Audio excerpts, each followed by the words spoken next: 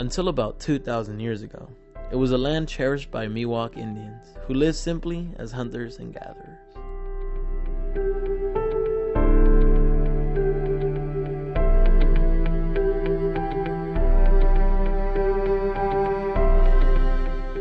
Since then, new eras of technology and exploration has developed. Spanish naval vessels became new inhabitants. Quarantine stations were opened.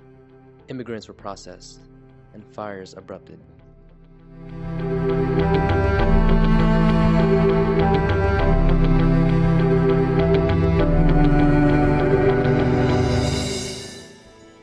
Although many years had passed, much of the history left behind is still impacted into the Bay Area.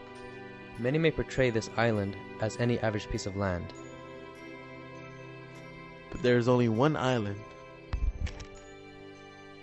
That can be known as Angel Island.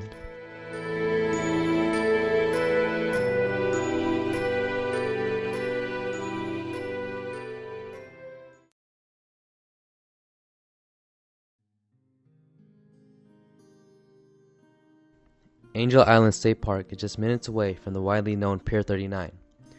With just a simple toll, you can take a breather away from the busy streets of SF and embark into this historically filled landmark.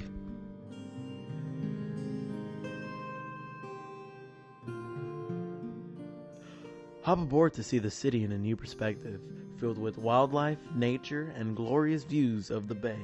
Angel Island may just take your breath away.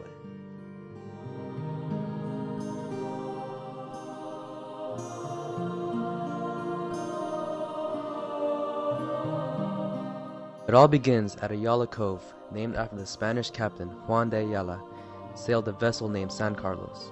On the night of August 4th, 1775, Ayala ventured off into the island, finding out that it was merely a fishing site for Miwok Indians.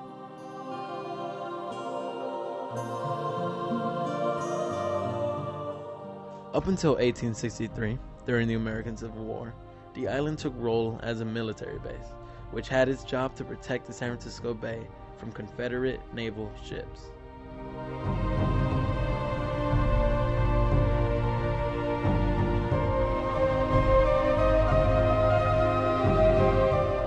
Post-Civil War, Camp Reynolds became an infantry camp.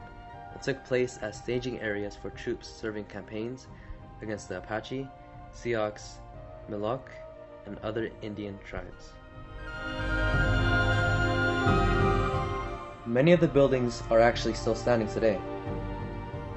Completed in 1904, this red building was used as a hospital, which trained surgeons who were going to fight indoors.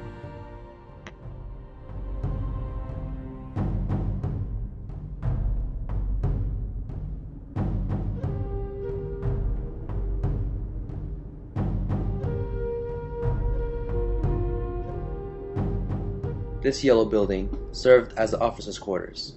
During most occasions, 3 families would occupy one house, giving one room to each family, as they all shared the living room down below. The organization of the housing went by rank. Meaning the highest rank will get the highest house on the hill, when in some cases the lowest cadets would stake up some tents down below by the shore.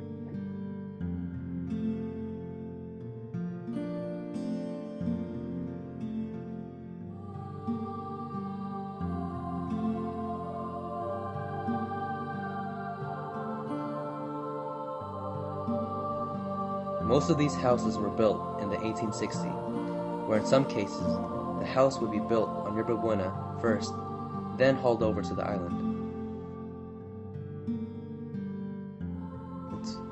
The majority of these buildings were completed in 1863 and 1864. Some of these buildings shown were used as barracks, officers' quarters, mule bars, a chapel, and a schoolhouse.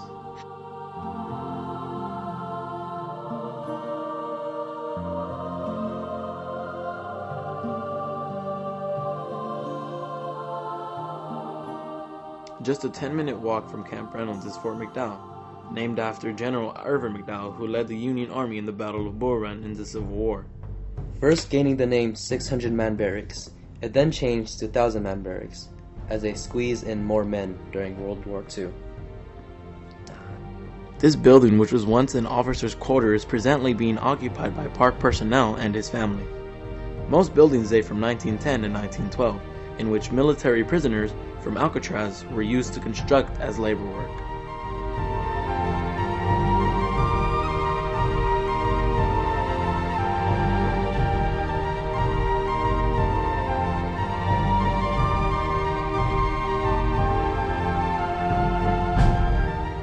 Although Fort McDowell wasn't as much used in World War I, it was much used during World War II, as it was an important point of debarkation, embarkation, and quarantine.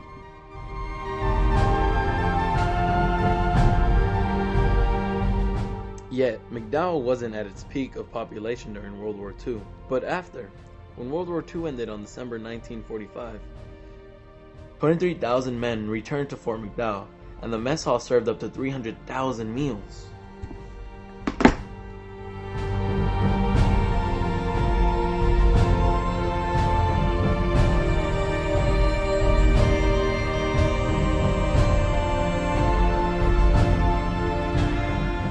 This building over here was once used for mass during times of war.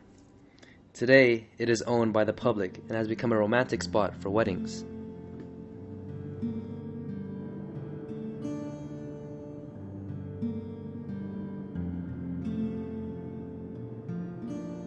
This building was used as an examination center for soldiers before they were shipped to battle, and after they arrive.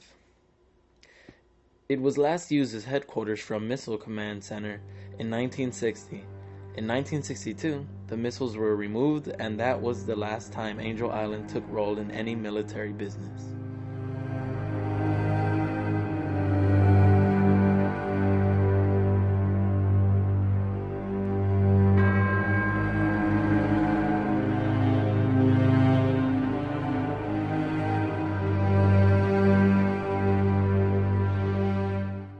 During the years 1910 through 1940, nearly 1 million immigrants from 80 different countries have entered through this building.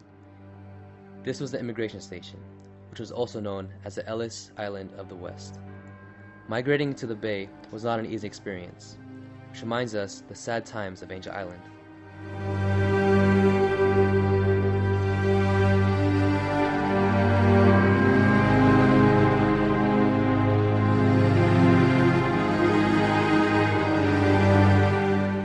It was the first stepping stone of finding a better future. Many would take the risk of leaving their country and coming to the US with just the items they could carry. Luckily, some migration citizens were accepted and had passed through the system.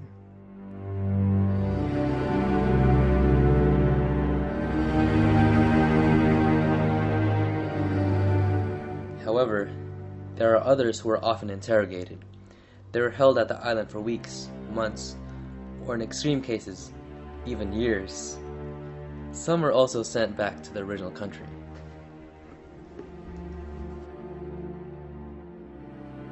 Countless immigrants hoping to find and fulfill a better future were often held back or sometimes sent back.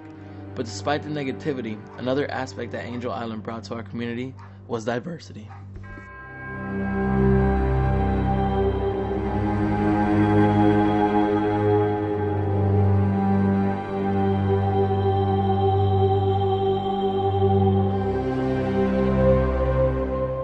The legacy of Angel Island could have many interpretations, as there are multiple perspectives throughout America's time period. For many, it may have been recalled as a gateway for paradise, where the migration process was swift and easy, but for others, their story was not very pleasant.